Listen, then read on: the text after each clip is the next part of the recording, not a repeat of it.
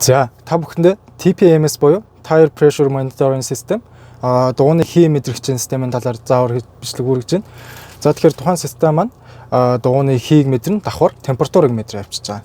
За тэгэхээр та явдал дундаа ч юм уу өөрөө гар аргаар дууныхаа хийг мэдрэх боломжгүйд дууныхаа хийг хянах боломж өгч гэнэ гэсэн үг.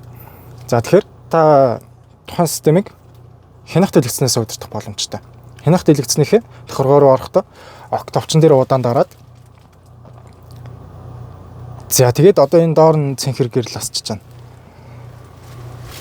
За эндээс дээш нь доош нь гүйлгээд машиныхаа бус мэдээллийг харах боломжтой. За одоо бензин зарцуулалт трип одоо ямар километр цаг хурдтай хэдэн километр цаг туулсан. За тэгээд TPMS буюу дууны хийгээ эндээс хянах боломжтой.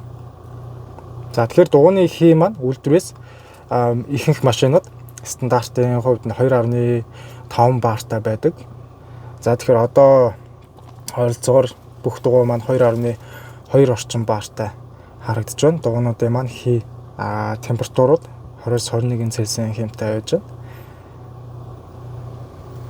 За тэгэхээр эндээс дууныхаа хийг хянах боломжтой болж байна.